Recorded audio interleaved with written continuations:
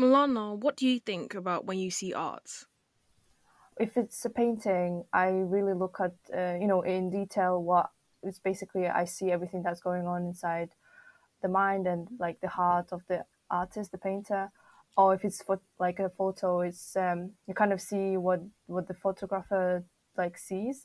Or if it's music, I can hear what the person feels that composed the music. So yeah, it depends. But I just love seeing the inner side, inner world of the artist. So yeah, that's why I think or feel when I see something. And what about you, Hillary? I think for me, I try to relate to like the feelings and emotions that I get from looking from a piece of art. Like, what does the artist trying to tell me? Mhm. And I just think, just not just that, but I've also thought about how the artist behind the work, like, what was the process that they used to create it? Mhm. I think if we think deeply enough, art is everywhere around us, constantly, with different paints and pieces imported from everywhere, music, drums, you name it. And it's intriguing to look at or hear. So, in today's episode, we'll be exploring the importance of art in migrant communities and why it's so important to have migrant representation in arts. And in order to do that more effectively, we have a special guest from Sheba Arts to support us in this episode. This is Migrant Moods.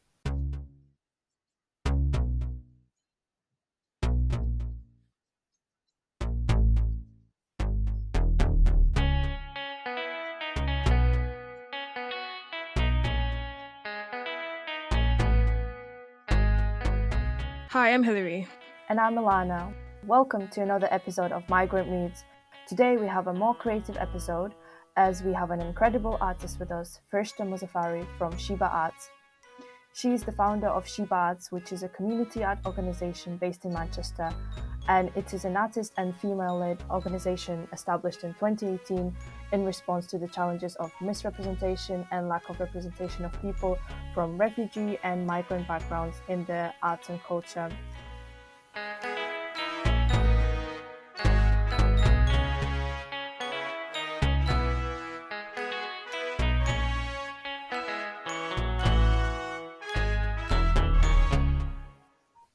Hello, Farishta. Thank you for joining us today.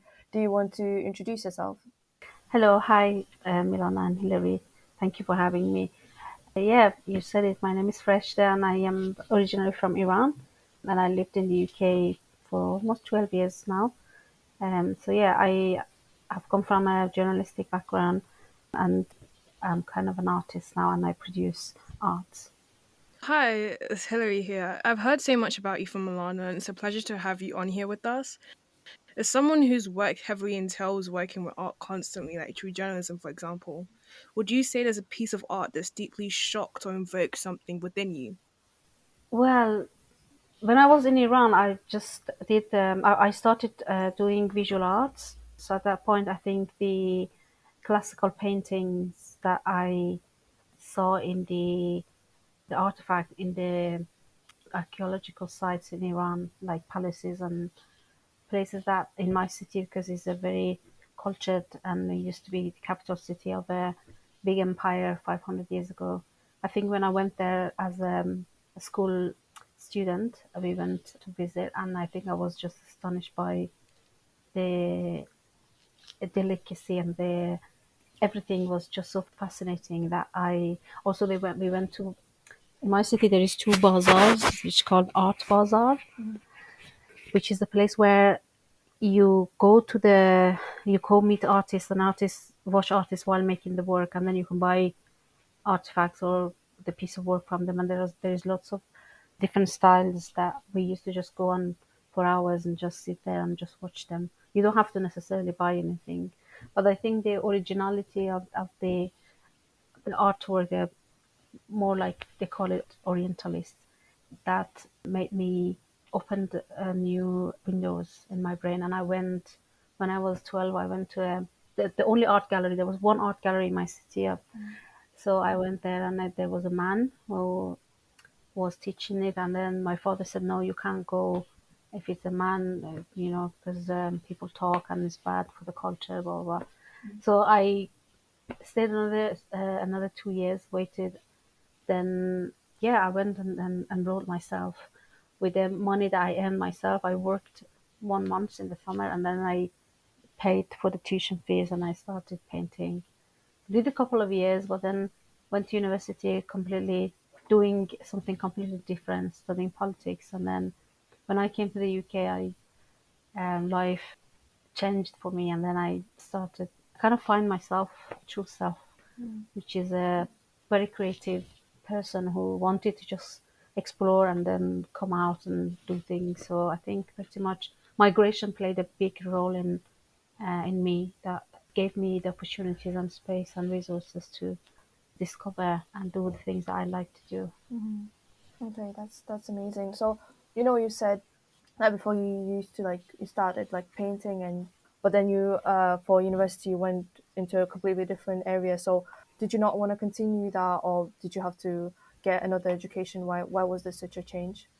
Yeah, because you can't make money with art in Iran. Like Mm-hmm. there isn't any funding, there isn't any. Well, you if you become really very big, you can sell in auctions and I don't know some other countries or inside of Iran. There is so there isn't art is for rich people, for elites, those who can afford to. Mm-hmm. They don't need to work. They have money. So in order for me to get a job that I could earn money, I should have done something different, and I that's why I decided to. And I was interested in politics as well, because Mm-hmm.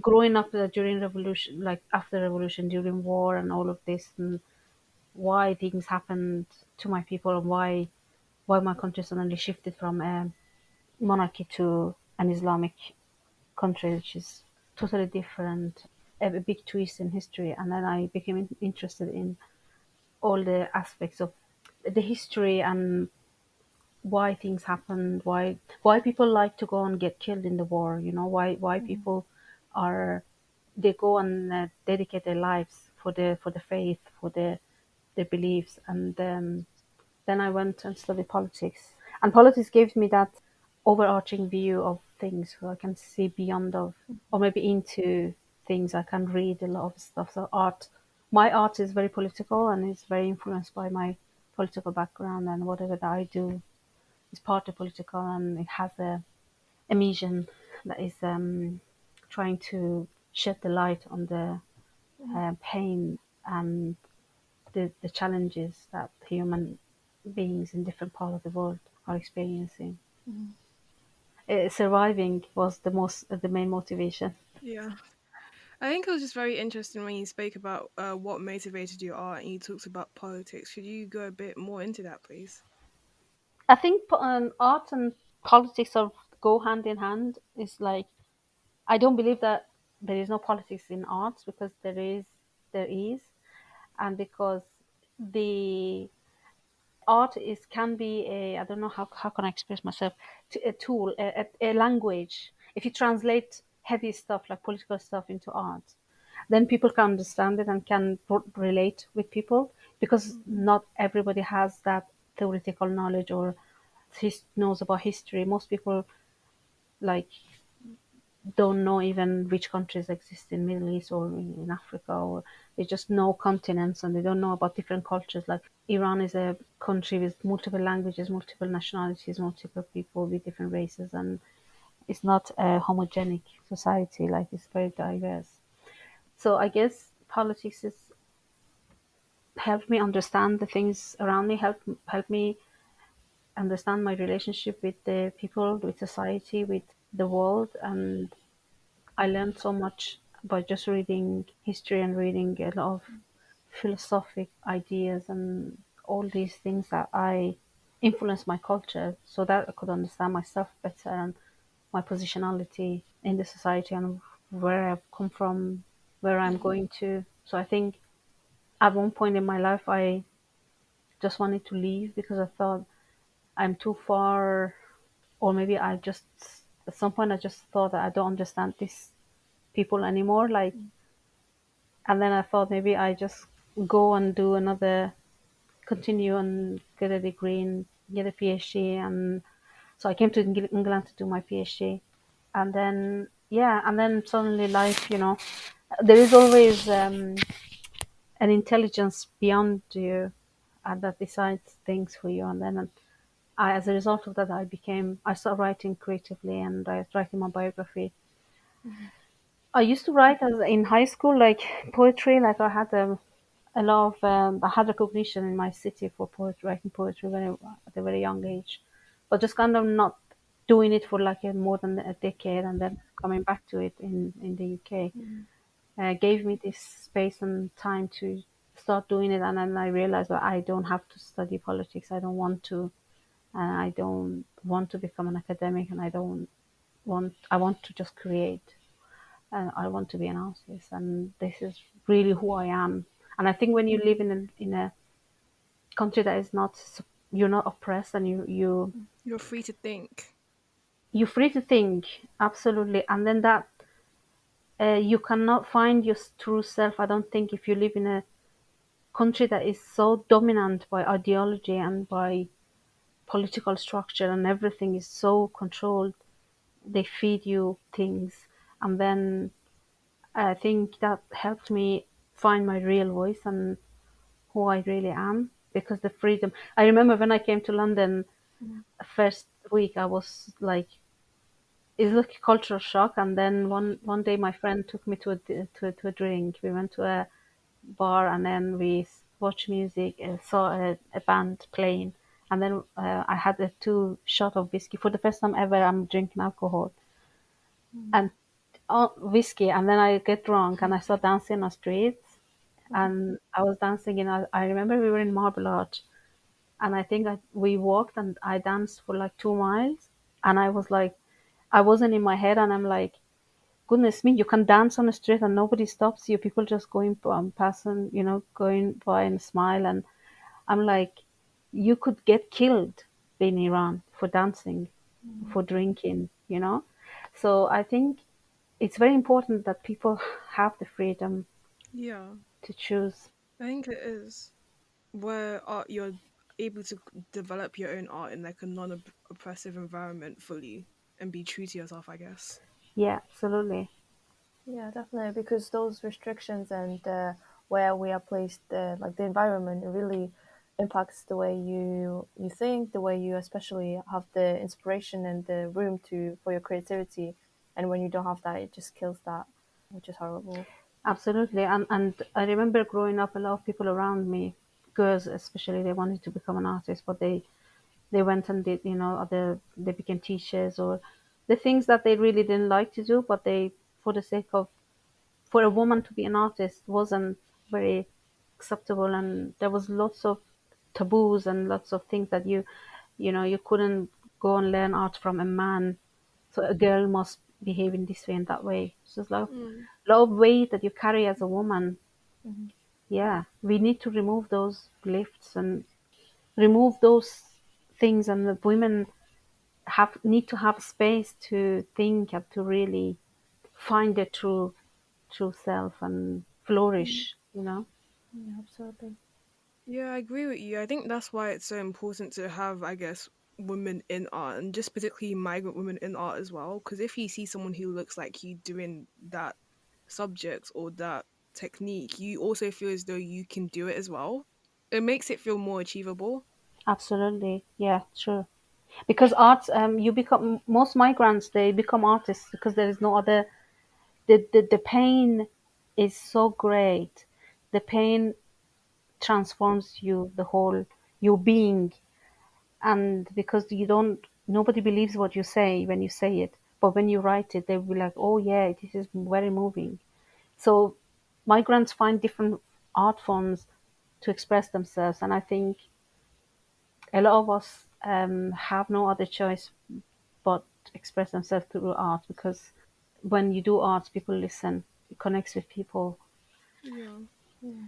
I guess in a sense, it also allows you to be an effective storyteller. Like you said, you send like your message through people in a way that you can understand it through your art. In that sense, do you also have like any tips for anyone who wanted to, I guess, portray their own message through their art or like writing, for example? I mean, no, I don't.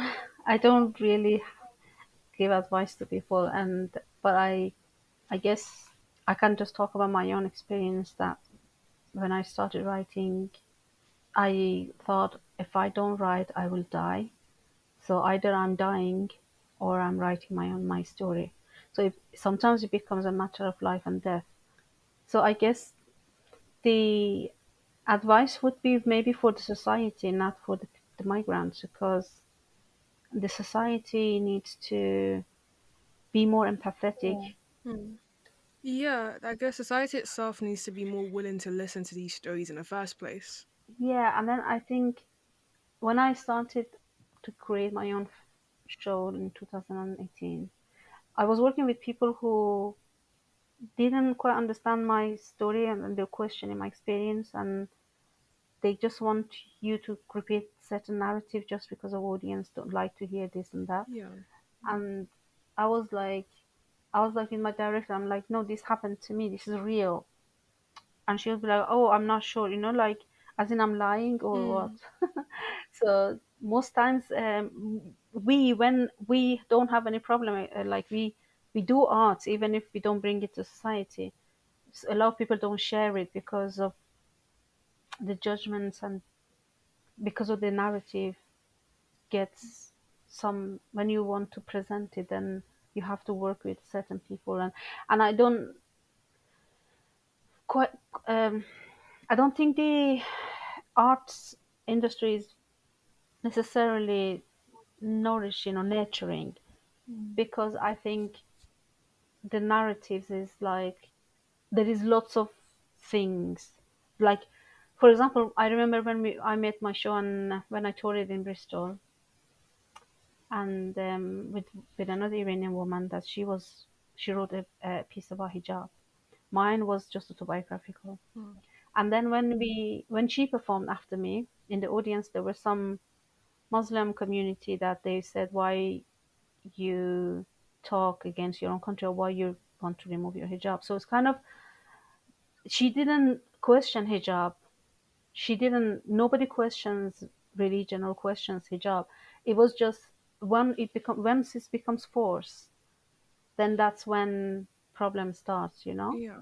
So I guess we try to explain that my family are hijab women. Some of them are still Muslim. So it's kind of that understanding and that fear of being judged and being cancelled and being ignored and whatever stops a lot of people from really expressing themselves. And I think we should create a platform for people to come, and by talking and by once we talk with the audience and they were understanding that, yeah, it shouldn't be forced, because if somebody chooses the way that they want to live, and then that's their Yeah. choice. People need to have whatever they want. If they want to put hijab, they don't want to put hijab or whatever. So I guess a lot of pre-consumptions or assumptions that we have about different cultures, also on how the host community is going to receive that, how the other migrants want to True.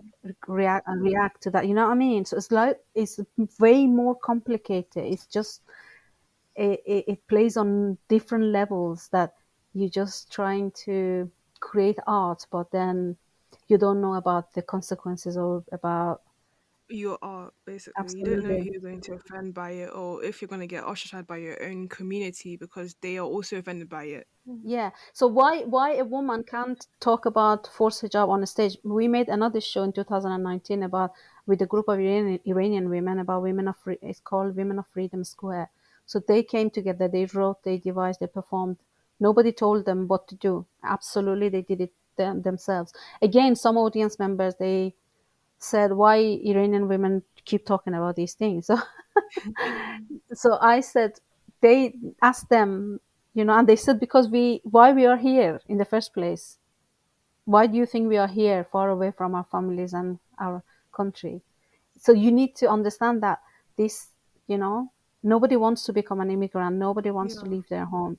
If I'm living even in a tent, I don't want to leave my tent. I want to be in my own country. But then coming to another country, and you have to understand where they've come from, and then they've been through so much. They have been through Yeah. court. They have been, some of them, jailed because of a stray a strand of hair. So it's kind of, especially for women, it's more difficult. It's True. more. True. So I think it needs to this discourse or this kind of narrative that we created. Has to be discussed more. It has Mm. to be, I don't know how, but it's kind of, people Yeah. shouldn't be fearful, people shouldn't be scared of sharing their own stories.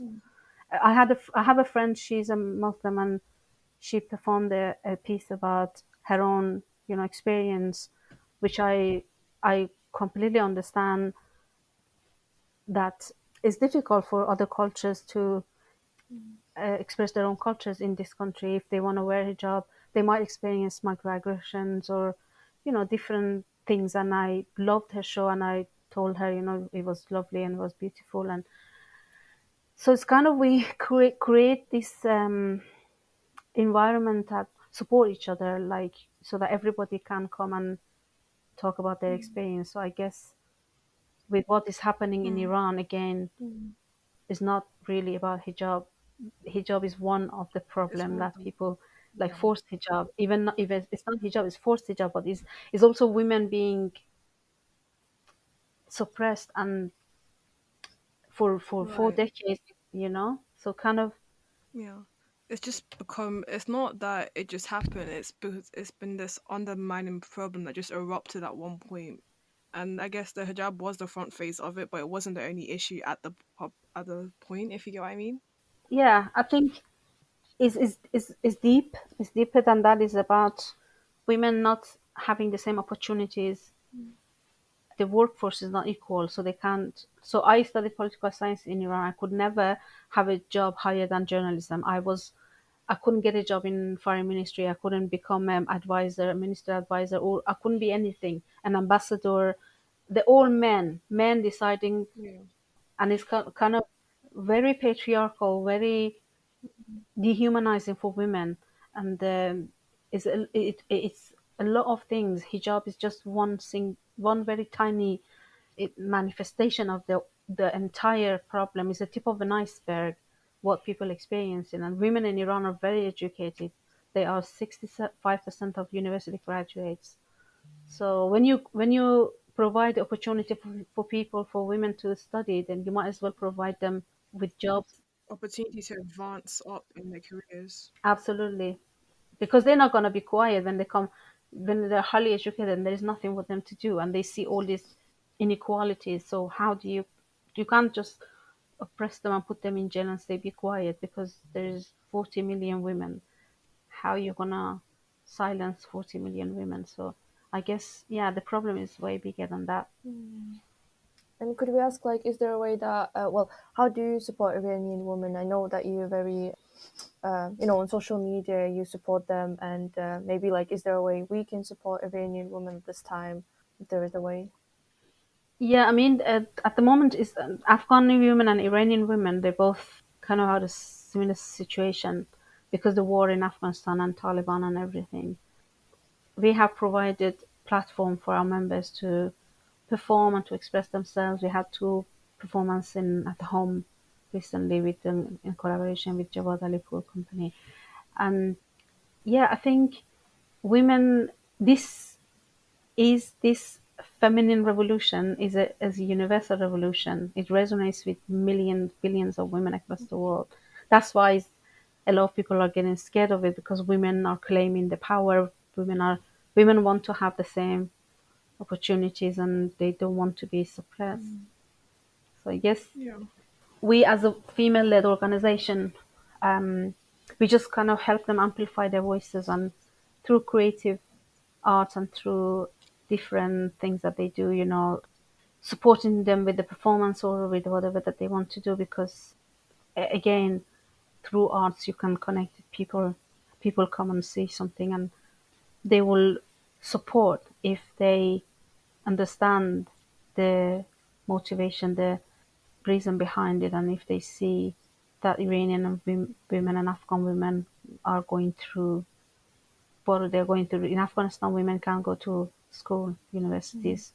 You cannot put half of the population inside of home. It's not that we just kind of shrug our shoulder and say, "Oh, it's not to do with us; it's on the other part of the world," because the world is so connected, and Yeah. it's a butterfly effect. Everything is so connected, and we can't just remove the responsibility and just pretend that nothing is happening, because that is happening and is serious. And well, we are not a human rights organization to be able to, do fundraising. I wish we could do, but what we can do is just to give them, Afghani women and Iranian women and women generally all over the world. We had a project 2 years ago with undocumented people in Manchester to express themselves, and we created project to commissions for them to just come and talk about their experience, and it was about genital Yeah, mutilation. mutilation, yeah, in Africa. And the woman, it was moving, and it was just when we created the story, we created illustration, and that illustration became the stamp of the project. It was like really connect a lot of people on the call when we launched it. It's just that one picture, is stronger than thousand Yeah. words. So I guess finding ways to connect with people that is not mirroring reality, because reality is just unbearable, but maybe hammering Yeah. it and maybe translate it to another language that can connect with majority of people. I think I love your point just there where it says not just mirroring reality, but it allows us to connect with other people where reality is unbearable and it acts as an escape for us, I guess, art. Yeah, And I guess it acts as an escape for us to be able to tell our stories in the first place. yeah, absolutely. I escape to my art. It saved me from going mental, and it saved me from lots of troubles. And I think art is therapeutical, and it should be, migrant people should have more access to art, because if we're going to help them integrate into society, if we want to help them being part of the society and not just live on the margins, feeling excluded, Yeah. feeling guests. Everybody feels that they're guests here. They don't feel like they own anything, or they don't have anything. Like, there is no TV for migrants. There's no media. We're not part of the mainstream at all. I think between 6 to 9 million people in this country are migrants, like 1 out of 6. So it's a huge number. It's like it could be a separate country. Like some countries are even less than 6 million. So Yeah. it's not we're not minority. It's kind of is a solid part of society. It's like they pay taxes, they contribute, they kept the country together during Corona. Most of the jobs We're done by that we migrants, so they deserve to be absolutely, seen. yeah, yeah. And black people and global majority, or whatever word that they use these days.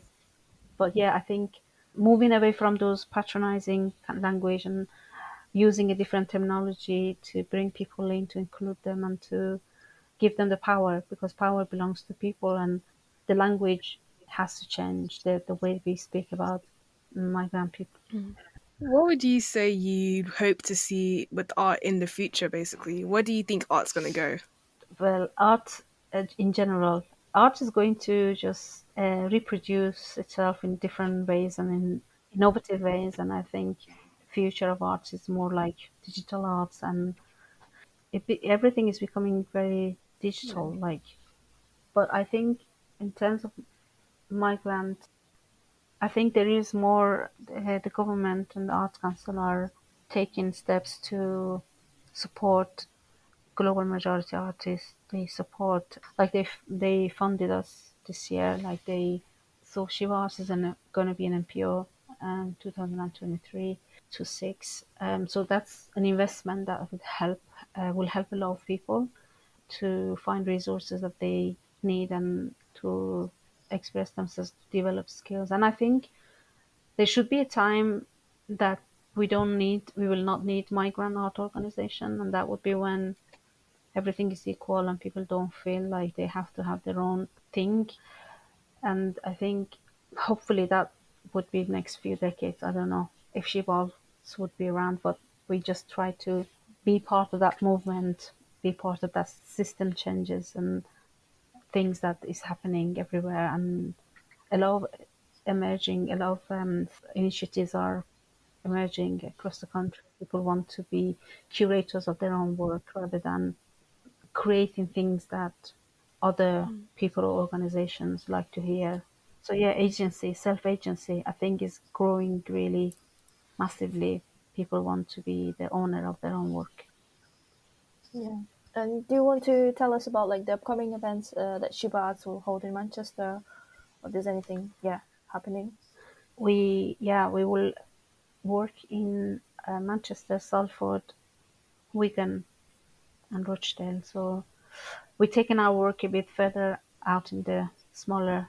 I mean, when we started off in Wigan because of in the small cities, especially, there is no art provision for migrants, or there is little. So yeah, we're just going to communities and creative workshops, and also Sheba Festival in June, June and July. So yeah, lots. We have planned lots of things. Hopefully, we can achieve them. Yeah. That's great. Thank you so much for joining us. It's just been an honor to speak to you and I guess hear your experiences of art and I guess compare mine with yours, I guess, and see our different perspectives and where we meet in the middle at times. Yeah, thank you for having me. Yeah, it was a really interesting conversation, and Thank you, and good luck with the next episode.